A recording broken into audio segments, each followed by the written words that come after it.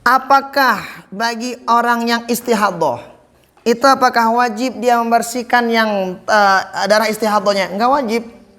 Cuman wudhu saja. Aranja dengan sakit. Cuman disunnahkan, dianjurkan untuk membersihkannya. Supaya apa? Supaya jangan terganggu nanti ketika sholat. Nah itu ketika sholat.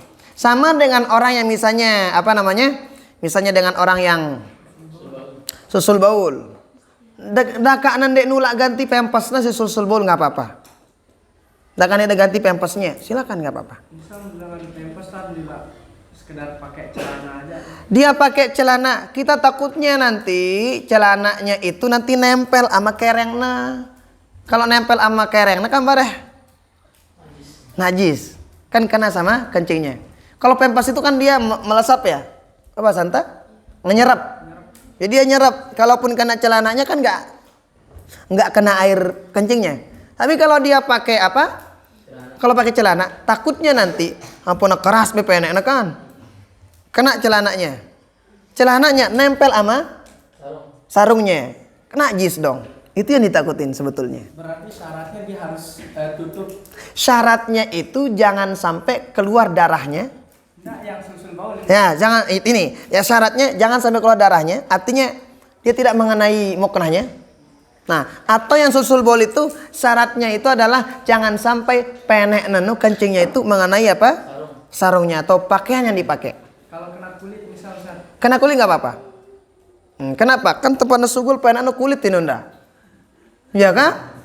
Iyalah. Oh, jadi itu kena kulit nggak apa-apa. Nah, tapi kalau kena badan yang ini, itu nggak sejatinya makanya paling amannya pakai pempes lah. Kalau pakai kain takutnya seperti yang tadi. Oke, ada yang nanya lagi, saya minta izin. Kenapa ya Ustadz ketika sedang sholat musik yang kita dengerin itu selalu terputar dalam sholat kita? Jadi ada orang yang suka dengerin musik. Ketika sholat katanya ya doang ciloka papa no sholat no. Pertama mungkin sudah pakai sholat pakai headset. Ya. Kalau sholat pakai headset ya bisa jadi kan. Tapi memang begitu. Jadi kalau memang biasanya itu sesuatu yang sering didengar itu biasanya kerekam. Maka ini juga harus kita jaga. Ya, dengar musik, mungkin bagi musik yang bagus-bagus silakan nggak apa-apa. Tapi musik yang tidak jelas itu dihindarkan aja. Saya pengen dengar-dengar yang begitu ya dengar ya Al-Quran gitu ya. Mungkin tilawah yang ngasar-ngasar itu boleh.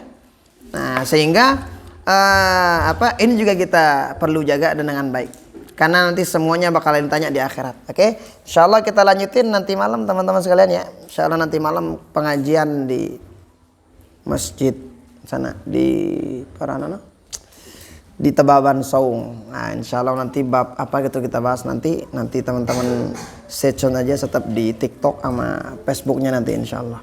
Barakallahu fikum jami'an. Oke? Apa? Yang paling pertama Allah ciptakan adalah nur baginda Rasul sallallahu alaihi wasallam. Cahayanya baginda Rasulullah sallallahu alaihi wasallam. Makanya cahayanya baginda Rasul pertama diciptakan, tetapi paling paling akhir di pertama kali diciptakan, tapi paling akhir diangkat oleh Allah Subhanahu wa taala. Kayak sida naruh buku. Biasanya buku tuh makin atas itu kan cahaya bagian tersebut paling bawah, tapi paling akhir, paling atas, paling pertama diciptakan lagu paling akhir nasugul. Biasanya mudah ngawek buku numbe berjudul atas doang bete. Pak mudi no, padahal dia paling pertama tolok dah kan. Buku sili bawa no. Nah, kalau sedang ngambil buku biasanya yang diambil yang mana? Di atas dulu, yang terakhir baru belakangan. Kan begitu. Jadi bagian Rasul tuh begitu kurang lebih. Cahaya beliau paling atas, paling akhir dia dimunculkan ini kan nama Allah SWT. Kayak ada nanya lagi, mohon maaf. Ini terakhir ya, nggak perlu nanya lagi. Apa hukumnya orang yang menunaikan haji dengan uang haram, biasanya dengan uang korupsi? Begini. Kalau masalah hajinya, sholatnya, umrohnya, pakai uang yang haram. Selama rukun haji, rukun umrohnya cukup, maka dia itu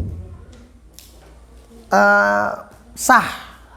Tapi apakah diterima hajinya oleh Allah Subhanahu wa taala? Insyaallah tidak diterima. Kenapa? Ya, insyaallah tidak diterima. Kenapa? Karena dia itu melakukan haji dengan uang yang tidak baik. Sama dengan ada orang sholat.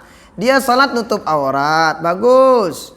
Tapi dia pakai gamis, dia pakai jubah palingan, sarung palingan, sah salatnya? Sah. Diterima? Tidak, insyaallah. Oke, barakallahu fikum jami'an. Kita tutup, ayo kita bacakan Fatihah.